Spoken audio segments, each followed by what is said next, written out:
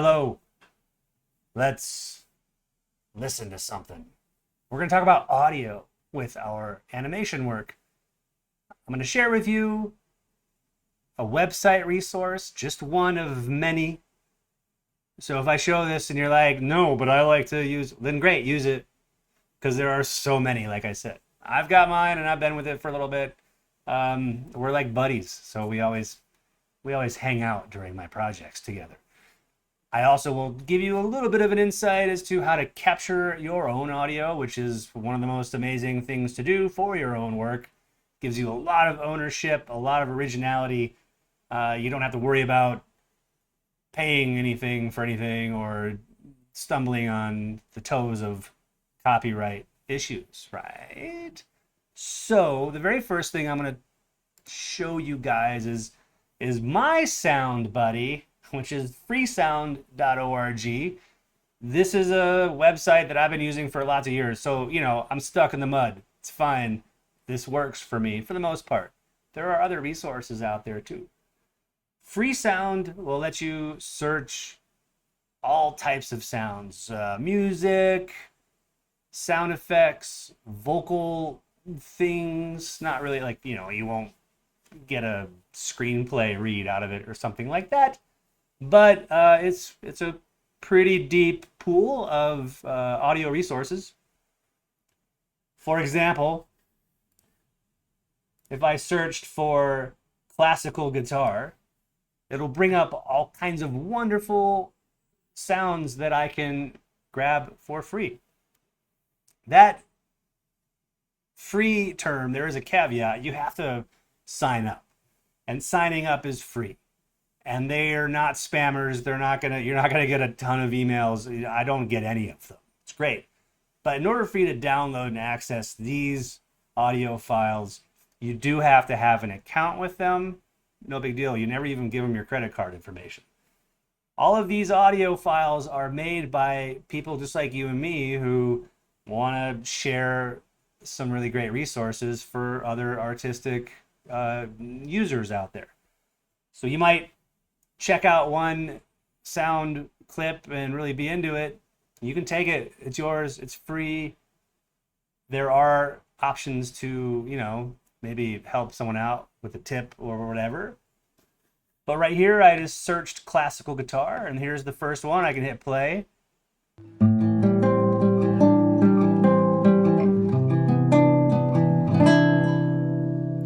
It's nice. It's very clean. It's studio. I don't know about intimacy, but it is like right there. It's a good recording. Someone put some time and effort into that. Then you'll find other things like the street musician recording, which I love.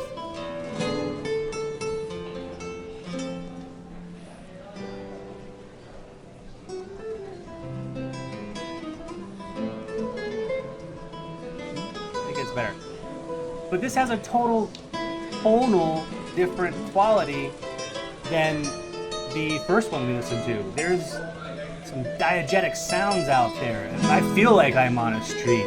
There's atmosphere. There might even be like a cough somewhere happening. This ends up adding a different type of audio layering to our work and our animation. So here's the deal. This is a great place to go get sounds. And like I said, there are other websites out there that you might have a preference for. But what you do need to know is what type of file your editor or whatever it is that you're using to integrate this audio with your animation can handle. Typical file types are AIF files, M4A files, MP3s, waves. These are all audio files that are very common. There's a FLAC file in here, and in fact, that street musician clip is a FLAC, F-L-A-C file. I am using Premiere right now just to throw stuff in with my animation, and Premiere hates FLAC files. It won't take it. So I would have to take that FLAC file into another program that does like those files and then export it into either an AIF file or a WAV or a MP3 or something. So audio can be really easy. It can also get a little overwhelming if it's something that you don't have a lot of experience with because of the difference of file types and the difference between applications you might be using or platforms, etc. So just be aware that those are some issues you might be coming across. So I mentioned recording your own audio as well. And my favorite easy, quick, and dirty thing is just using my phone and getting the voice memo app open, which is not even anything I ever had to download. It's just part of the phone OS. And then doing like and record it. And then I can just send it to my machine and then I can put it into my animation timeline. So I have some audio files that I recorded with my own voice and phone as well. Now there are ways to up the ante. Look at that guy. This is my Yeti. Actually, it's my director's Yeti that I've borrowed for, well, since the beginning of the pandemic. And I think he wants it back, but I really like it. There's other ones out there. Look at that guy. So there are microphones that are completely accessible. You might have one. I've even had students use headphones as microphones because it's all kind of the same mechanism. You could plug a headphone into a mic jack and talk into the headphone and record sound. It may not be as good, but it'll have a really interesting quality to it. Lots of ways for you to acquire the audio that you might need. Soundtrack wise, why not do your own little boom, boom, boom, boom, boom, boom, boom, boom, boom, boom, boom. It's kind of fun.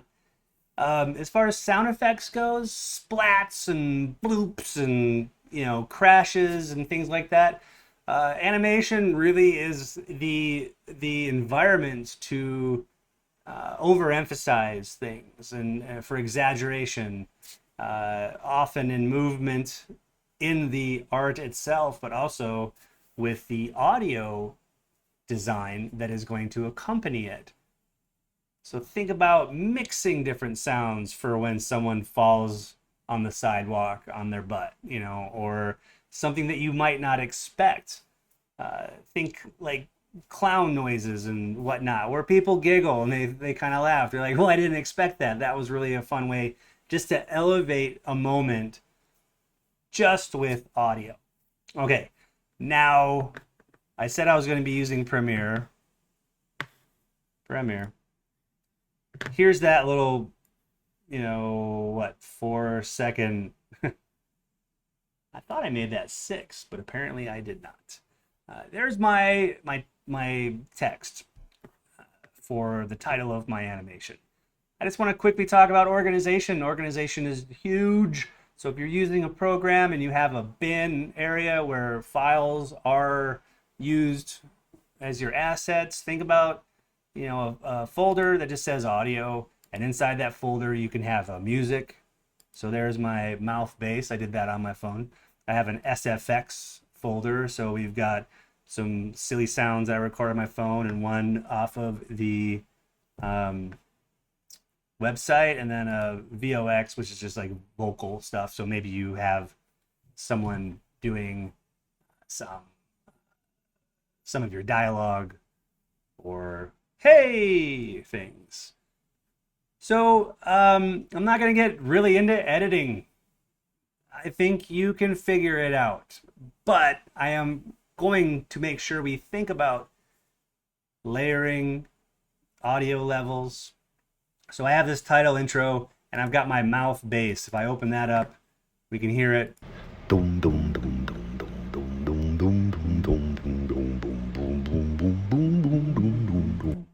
Cool. That's just me doing that into my phone. It's great. I am a bass player, though. So maybe I should just start doing that with my band. If I want to bring that audio in as something that's happening during my animation in the background, no problem. I'll drag that down, rearrange that a little bit so it starts right off the bat. And just if I hit play and see what's going on.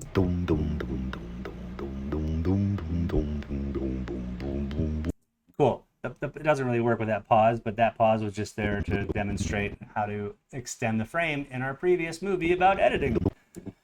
So there's the audio that could be happening during my title sequence. There's no reason why that can't just be the audio that was the audio level that was its original volume. But if these are things that you want to get used to seeing, you need to be able to know how to manipulate your editor in a way in which you can see the level line. In this case, in Premiere, this is my level line.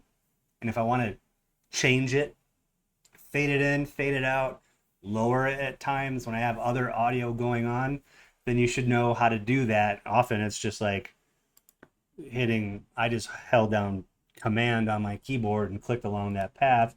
Now I get some points and I can do things like fade in. And maybe at the point where it stops moving, which is right here, I want to do a drop in audio. And then I'll let that ride for a little while until it comes back in again.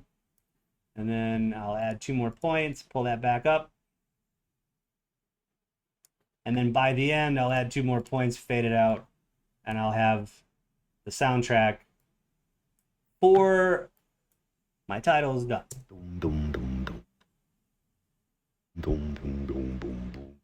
I don't know. It's interesting that the sound stops along with the image. Those are things that you should be thinking about. Artistic decisions are very important as an editor of your animation. So that control of your level is important. If I have dialogue or other things happening with my audio, then my job as an audio editor or mixer is to make sure that there's a nice flow and delivery that is clear and consistent and professional as much as you can for your audience. So I wouldn't want to have a dialogue going on with background music at full level. I would want to dip the levels down so that I can focus on delivering the important conversation between 2 characters or whatever it might be, and that doesn't get sort of muddy or obscured by other sounds. Here are some of my samples of good cartoon effects recorded with my mouth. Here's the dirt. I did a falling scream, and I took the phone and was like, ah, got it away from me.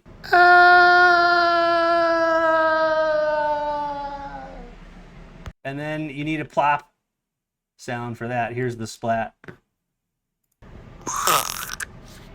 Someone just totally landed and squished. I made a pop sound with my... That's a great one. There it was. So things like that you can do all by yourself, and you are part of the creative environment of the audio of your animation as well. Not only did you draw it, or not only are you moving it around as stop motion things, or however you might be resorting to implementing some audio for your experience, you are making the audio on your own, and that can be really fun. It's fun just doing it, but it's also fun incorporating and being like, yeah, I did all of that. It's fine to rely on other resources though as well. So that is really all I'm going to cover in audio. If anyone has any questions about it, just get in touch with me. And if I think of anything more particular about this, I'll include another video maybe in the following session, or I'll dig through and see if there's some good audio mixing videos from one of our film editing classes. That would be smart, because why reinvent the wheel? Anyways, good luck with your audio. Put some real thought into it. It's one of those things that students just kind of like put on the back burner and wait to the last minute and then just like throw a song in there. That sucks. Don't do that. Put a little more energy in it. Dedicate some time to your audio design and make it really work. Make it unique. Make it something that'll be memorable for your audience. I I mean, you'll get a good pat on the back from somebody for it. All right, thanks. See you again soon.